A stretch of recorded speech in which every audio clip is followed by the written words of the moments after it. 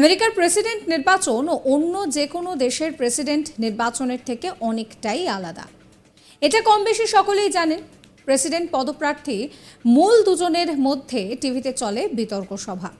একে অন্যকে বিদেশ নীতি থেকে শুরু করে স্বাস্থ্য পরিকাঠামো, অর্থনীতি সবকিছুতেই যাকে বলে চাচা ছোলা ভাষায় আক্রমণ করে।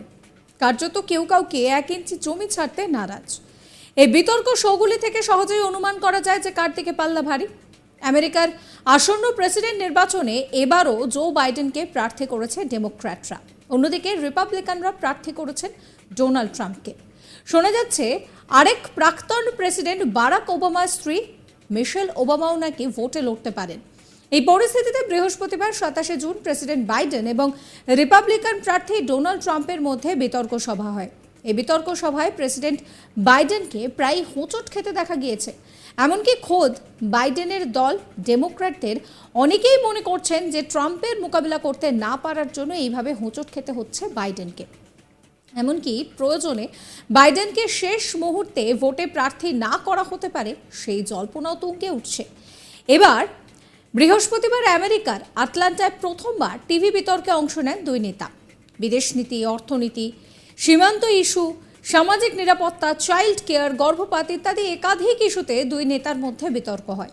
এই বিতর্কে অভিবাসন নীতি নিয়েও বাইডেনের সমালোচনা করেন ডোনাল্ড ট্রাম্প। অন্যদিকে ট্রাম্পের বিরুদ্ধে সাম্প্রতিক আইনি জট নিয়ে আক্রমণ শানান জো বাইডেন। দুই প্রেসিডেন্ট পদপ্রার্থীর মধ্যে জোরদার বিতর্ক হলেও ডোনাল্ড ট্রাম্পকে সেভাবে মোকাবিলা করতে পারেননি বাইডেন। আর সেই সুযোগে ক্রমাগত মিথ্যে কথা বলে গিয়েছেন ডোনাল্ড ট্রাম্প, এমনই মনে করছেন বাইডেনের দলের নেতারাই। রাজনৈতিক বিশ্লেষকদের মতে এই বিতর্ক সভায় সেইভাবে দাগই কাটতে পারেননি বাইডেন। এদিনের বিতর্ক সভায় বাইডেনের যা পারফরমেন্স, তাতে কিন্তু ভোটের আগে বাইডেনকে প্রেসিডেন্ট পদে প্রার্থী না করা যেতে পারে সেই জল্পনাও খোদ দলীয় নেতাকর্মীদের মধ্যেই উঠছে। যদিও ভাইস প্রেসিডেন্ট কমলা হ্যারিস কিন্তু প্রেসিডেন্ট বাইডেনের পক্ষেই সওয়াল করেছেন। তার দাবি যে ক্যাপিটল হিল হামলা নিয়ে ট্রাম্প বিতর্ক সভায় মিথ্যে বলেছেন। অন্যদিকে বাইডেনের প্রচারের দায়িত্বে থাকা কর্মকর্তাদের দাবি, গত কয়েকদিন ধরে ঠান্ডা লাগার কারণে গলায় সমস্যা হচ্ছে প্রেসিডেন্টের। বিতর্ক সভায় আমেরিকার মুদ্রাস্ফীতি কমিয়ে আনার প্রতিশ্রুতি দেন বাইডেন। তিনি দাবি করেন ট্রাম্প ক্ষমতা এলে কর বাড়িয়ে দেবেন। পর্ন তারকাকে ঘুষ দেওয়ার ঘটনা নিয়ে ট্রাম্পের সমালোচনা করেন বাইডেন অভিযোগ করেন যে স্ত্রী গর্ভবতী থাকাকালীন এক পর্ন তারকার সঙ্গে শারীরিক সম্পর্ক স্থাপন করেছিলেন তিনি। সেটা ধামাচাপা দেওয়ার জন্যই নাকি ওই পর্ন তারকাকে ঘুষ দিয়েছিলেন ডোনাল্ড ট্রাম্প। এদিকে বেশ কয়েক বছর ধরেই বাইডেনের শারীরিক অবস্থা নিয়ে খোঁচা দিচ্ছেন ট্রাম্প। 80-র বেশি বয়সী বাইডেন নিজে অবশ্য স্বীকার করেছেন যে বয়সের ভারে তার কথা বলতে বেশ সমস্যা হচ্ছে।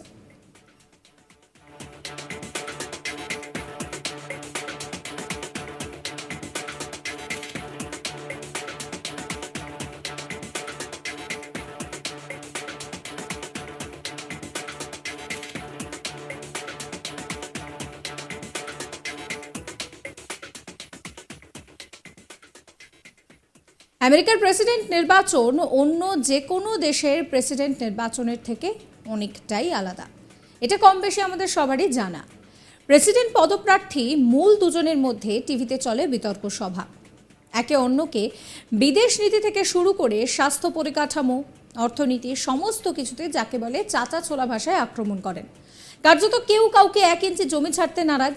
এই বিতর্ক শোগুলো থেকে সহজেই অনুমান করা যায় যে কার দিকের পাল্লা ভারী।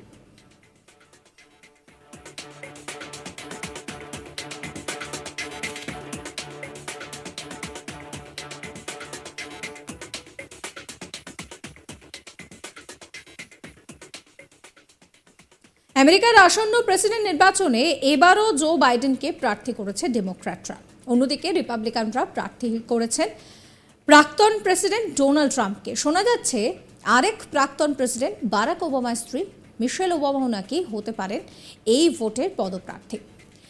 এই বৃহস্পতিবার 27 জুন প্রেসিডেন্ট বাইডেন এবং রিপাবলিকান প্রার্থী ডোনাল্ড ট্রাম্পের মধ্যে একটি বিতর্ক সভা হয়। এই বিতর্ক সভায় প্রেসিডেন্ট বাইডেনকে প্রায় হোঁচট খেতে দেখা গিয়েছে।